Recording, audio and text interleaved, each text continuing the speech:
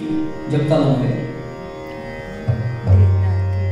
वर्षा की रीत आई आई री सुंदर संदेशा लाई आवेगे मोरे धाम आजरी मनमोहन लक्ष्मण भयो तन सुहाई